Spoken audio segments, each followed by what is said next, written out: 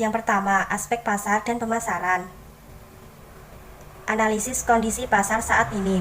Pasar ekspor masih menjadi pendorong utama industri furnitur dalam negeri, dengan capaian 3,14 miliar pada periode Januari sampai November 2021, tumbuh 28,93%. Pada kelompok produk mebel yang menjadi kontributor terbesar, salah satunya adalah furnitur rotan, 6,61%. Oleh karena itu, kami membuat cermin dinding dengan binggainya memanfaatkan bahan baku dari rotan. Analisis STP. Yang pertama, segmentasi. Segmen pasar yang kami bidik adalah konsumen perempuan dengan golongan ekonomi menengah dan ke atas, dari remaja hingga dewasa, di daerah sekitar Jepara, Kudus, dan luar daerah lainnya.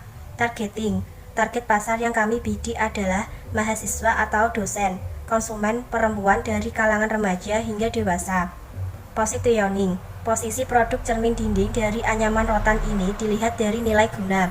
Cermin dinding ini memanfaatkan anyaman rotan yang unik untuk dijadikan bingkai cermin. Anyaman rotan ini memberikan nilai seni tersendiri pada ruangan dan menambah kesan estetika.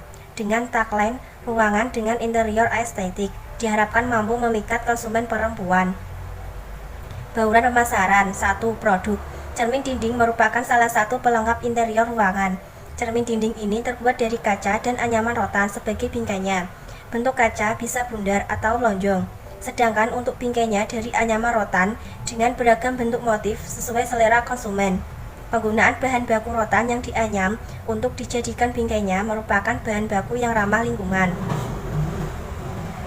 2. Price. Untuk harga cermin dinding dari anyaman rotan ini relatif terjangkau, dengan harga kisaran 150.000 sampai 200.000. 3. Pledge. Produk cermin dinding dari anyaman rotan ini dapat dicari secara online di marketplace seperti Shopee, Lazada. Kami juga menerima pemesanan lewat WhatsApp dengan sistem PO, pre-order. 4. Promotion.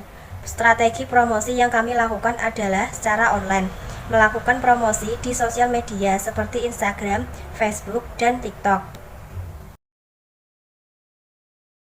Dari manfaat ekonominya, rotan sebagai salah satu hasil hutan non-kayu mempunyai peran dalam pembangunan di Indonesia karena didapatkan dalam jumlah yang banyak, mudah cara penyebaran dan luas pemanfaatannya. Pada umumnya, industri kecil merupakan salah satu alternatif yang diharapkan pemerintah untuk memecahkan masalah ekonomi.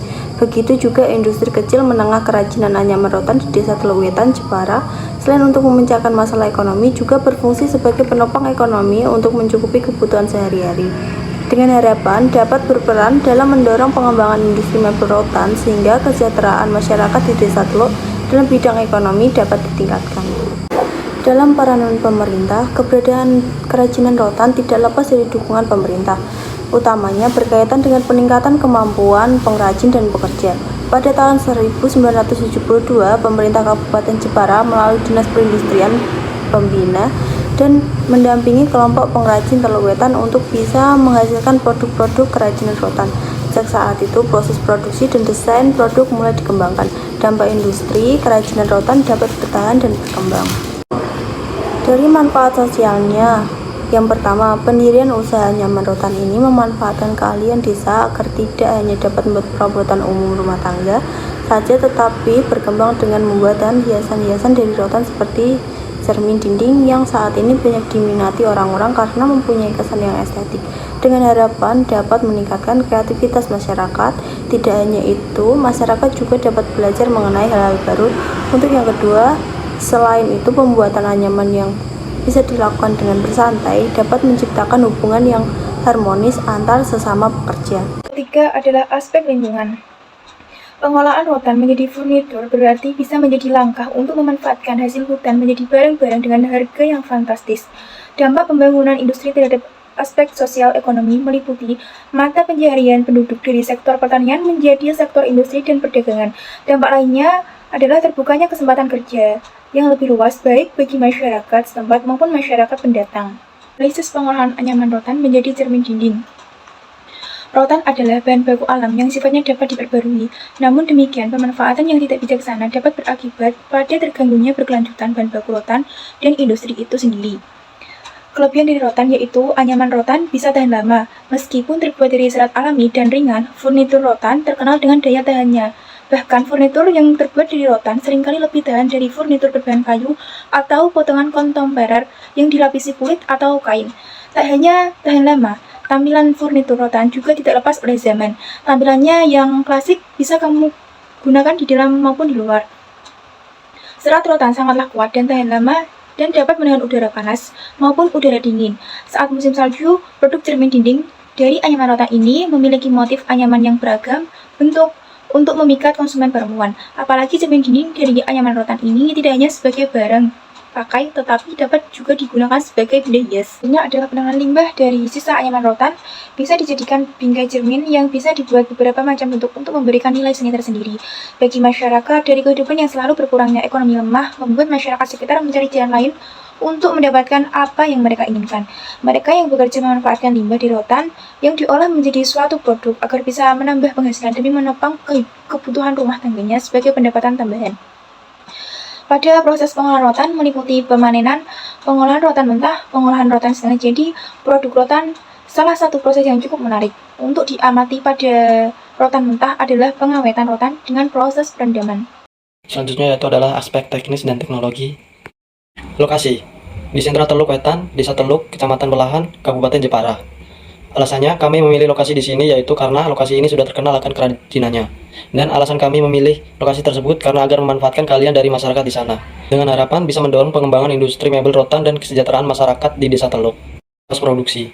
Terdapat 3 ruangan, luas produksi akan berkisaran antara 5-10 meter dalam satu ruangan. Di dalam luas tersebut, kami akan membagi tugas produksi ke beberapa bagian antara lain yaitu 1.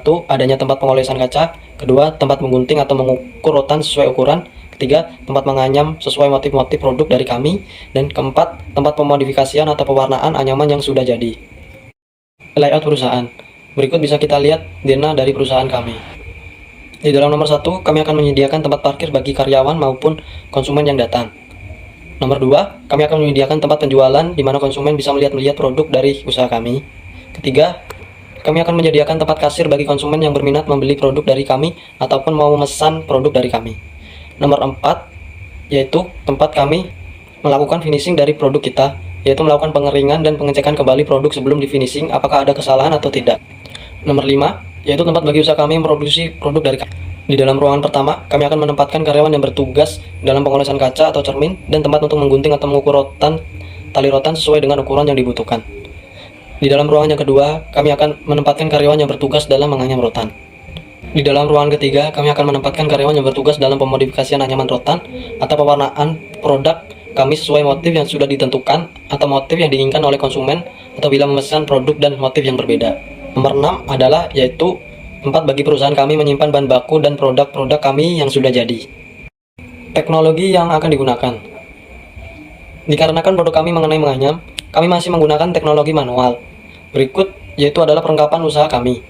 1. Kompresor, 2. Alat tembak atau strapless, 3. Gergaji, 4. Gunting khusus rotan atau gunting, 5. Meteran, 6. Kayu rotan alami, 7. Kulit rotan. Berikut, mari kita lihat rekayasa atau implementasi proses pembuatan dari produk kami.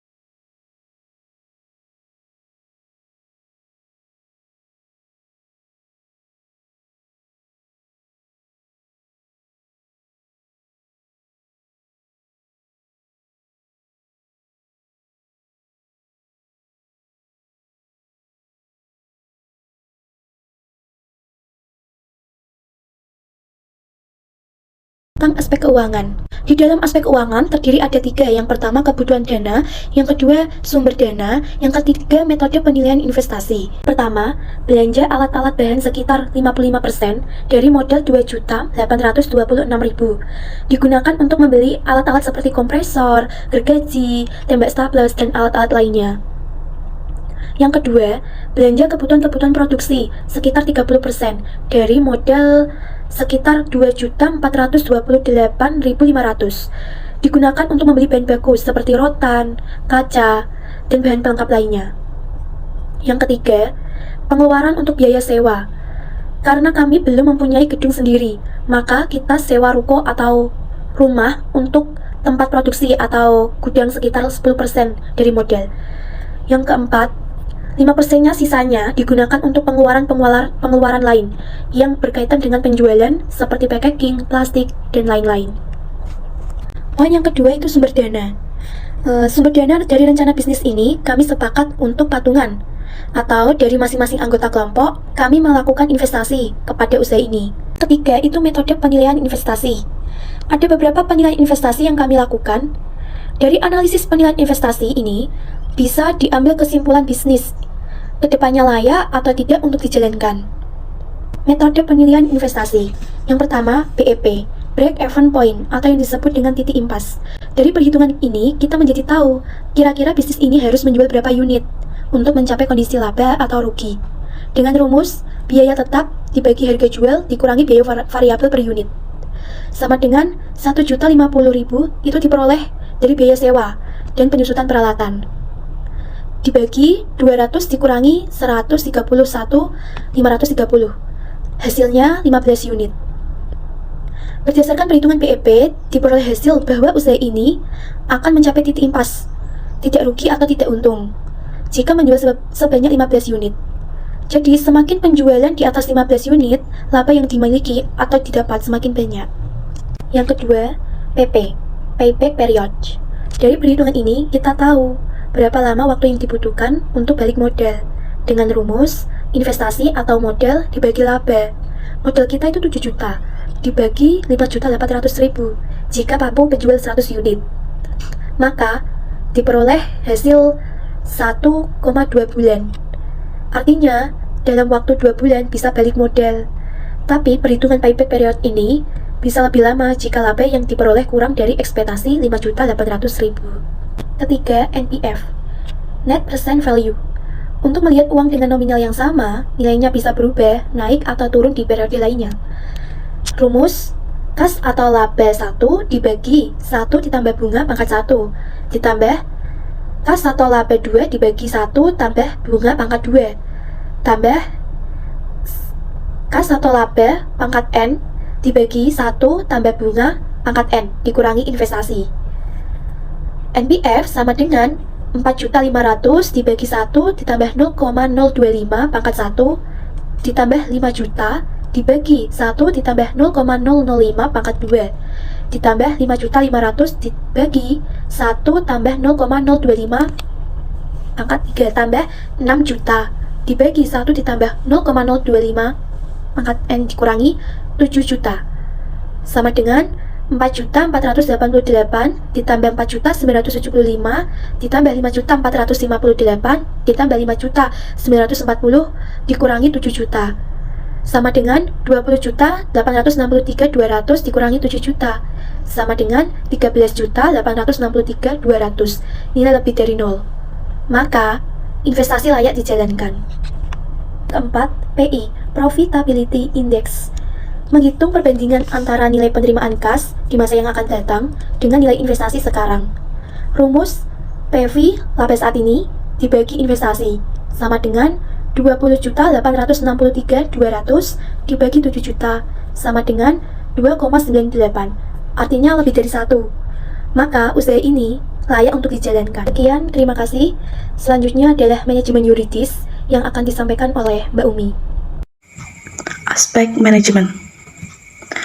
Struktur organisasi, yaitu ada CEO, Firdaus Yasmin Rahmawati, manajer produksi, Devi Vina Oktaviana, staf produksi, Renas Willy Rosdan, manajer keuangan, Nabila Rashidatul Salma, pemasaran, Titik Putri Ningsih, dan penjualan Umi Holifah.